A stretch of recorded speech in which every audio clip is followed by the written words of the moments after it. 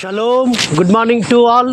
ప్రియులారా, ఎంత గొప్ప సంతోషకరమైన ఆనందకరమైన శుభవర్తమానముతో అనుదినము మనం ఉదయాన్నే ఆయన సన్నిధిలో ఆ బలాన్ని పొందుకొని ఆయనకు సన్నిధానంలో మన దినము ఆరంభిస్తున్నాం. మనము అనగా మన ప్రయాణాన్ని కానీ మన పనులు కానీ ఆరంభిస్తున్నాం. వేకుజామునే ఆయన స్తుతించాము, గణపరిచాము. మరి ఉదయమునే ఆయన జీవాహారము చేత మనం తృప్తిపరచబడుతున్నాం. ఆయన జీవజలము చేత మన దప్పిక తీర్చుకుంటున్నాం. కాబట్టి ఇంత గొప్ప ధన్యత పరమతని మనకు అనుగ్రహించాడు. ఈ దినము కూడా అనుదిన కృపలసు లేఖన భాగము మనం చూసుకుంటుంటే లేవియ కాండము 10వ అధ్యాయము 11వ వచనములో, ఇది మీ తరతరములకు నిత్యమైన కట్టడా. పరమ తండ్రి తన జనాంగంతో, ముఖ్యంగా ఆయన తన లేవీలైన తన యొక్క జనాంగంతో ఆయన సెలవిస్తూ వస్తుంటున్నాడు. నీవును నీ కుమారులను ద్రాక్షరసమే కానీ మద్యమునే కానీ త్రాగకూడదు. ఎందుకొరకు త్రాగకూడదట? మీరు ప్రతిష్ఠింపబడిన దాంట్లో నుంచి, అనగా ప్రతిష్ఠింపబడిన దాని నుండి లౌకికమైన దాన్ని వేరు చేయటకును, అపవిత్రమైన దానిలో నుంచి పవిత్రమైన దాన్ని వేరు చేయటకును ఆ పరమ తండ్రి మిమ్మలను ఏర్పరచుకున్నాడు.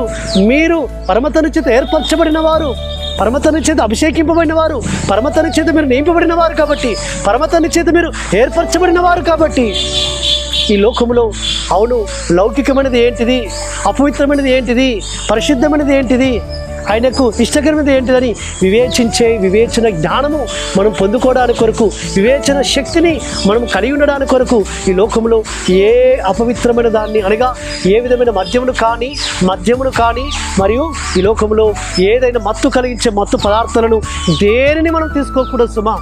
మత్తు కలిగించే మత్తు పదార్థాలు తీసుకుంటే వివేచన జ్ఞానం కోల్పోతాం. వివేచించడానికి ఆ యొక్క మత్తు పదార్థాలు ఏమాత్రము కూడా సహకరించవు సుమా.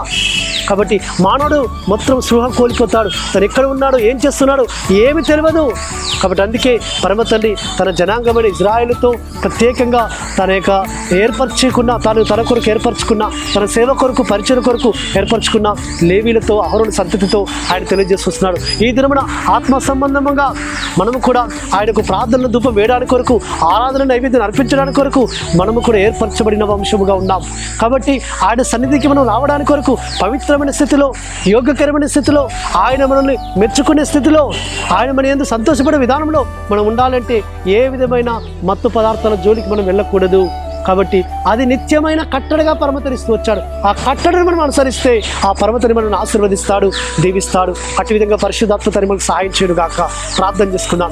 పరలోకందర మా తండ్రి, సర్వోన్నత జీవాధిపతి, మీరు సెలవిచ్చిన నిత్యమైన కట్టడను మేము గైకొని మీ ఆశీర్వాదం పొందుకోవడానికి సహాయం చేయమని ప్రార్థిస్తూ, మానశకుడు విమోచకుడు నజరేయుడైన యెహోషువ మెస్సియా అతి పరిశుద్ధమైన నామమున స్తుతించి ప్రార్థించి వేడుకుంటున్నాము తండ్రి.